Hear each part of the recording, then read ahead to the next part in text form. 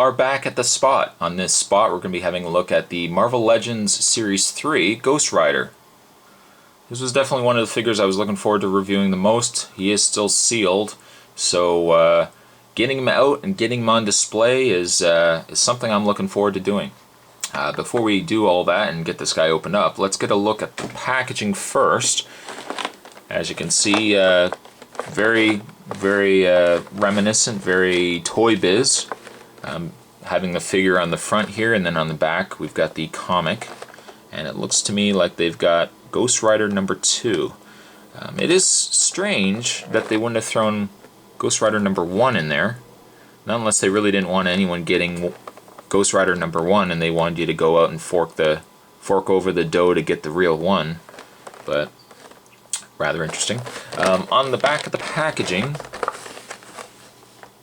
first you can see all the figures in the wave. There is the Thor, we have Magneto, we have Yellow Costume Wolverine, and then we have Ghostrider.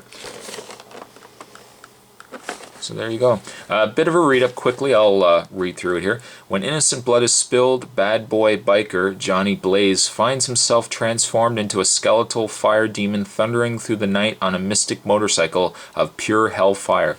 As Ghostrider, he avenges the just souls tarnished by the touch of evil.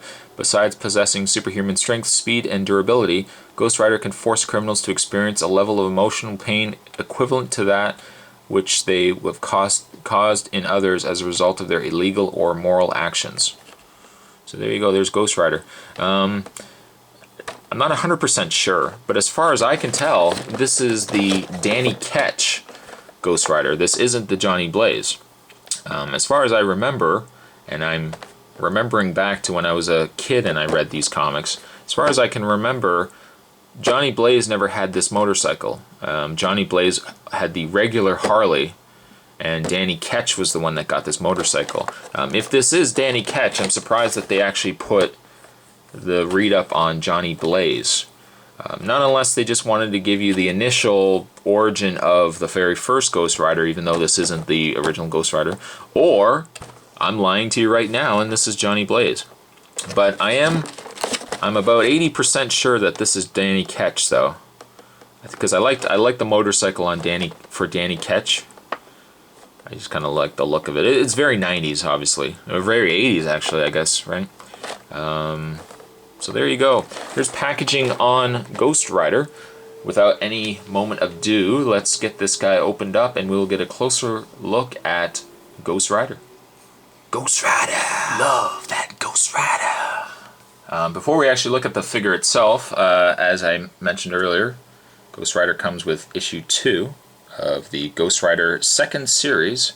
So this is the series with Danny Ketch, sporting that cool motorcycle there. Spirit of Vengeance rides again.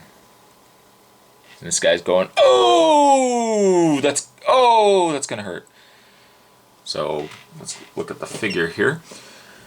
Really like this figure. I definitely think that the one asset to the figure is the incredible sculpt done on the head. I really like the flame.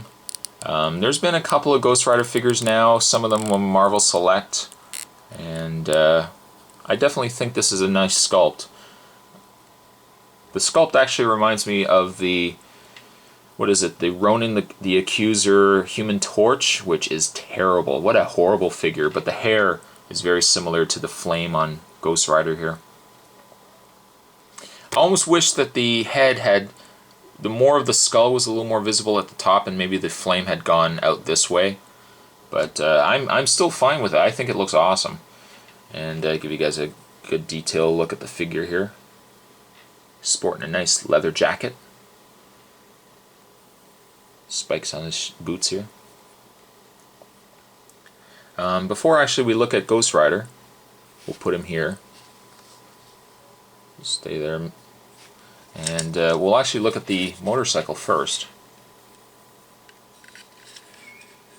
Kind of looks like the old Batmobile with the huge plate on the front here. Nice detailing though. You get all the switches and gears. And as well, the motorcycle has 2 wheels, so despite the fact that you've got sculpted tires, the the bike still rolls pretty easy. They've also put nail holes or tack holes in the bike as well, so you could put a tack on the wall and actually hang the bike, which is neat because then you could have Ghostrider actually going up your wall or going up your bookcase, or however you see fit. Detailing on the bottom there. So we'll put the bike down. There we go. And we will get a closer look at the figure again. In the way of his articulation, he has articulation in his head. Pretty free range of movement. He has articulation in the shoulders, in the bicep, in the arm, in the forearm, and in the wrist, and also in the hand.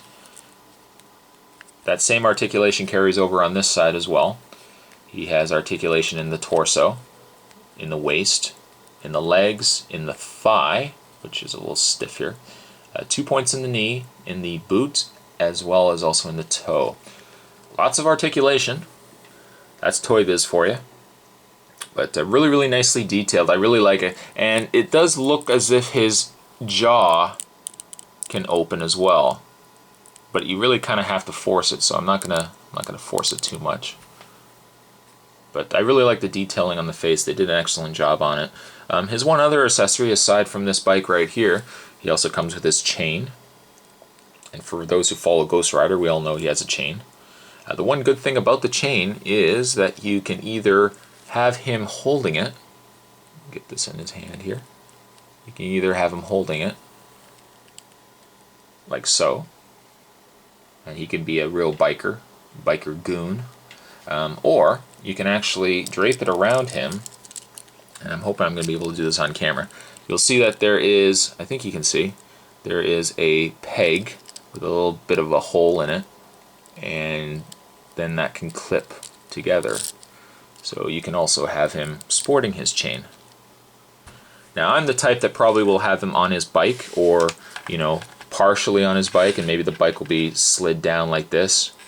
I don't know yet how I'm gonna have him on display, but I probably will have the chain on him just so I don't have to worry about it. But definitely a nice figure. It's a little loose in the waist area for me, but I can certainly live with that because it's still an awesome figure. Definitely one of the nicer Marvel Legends I've opened up.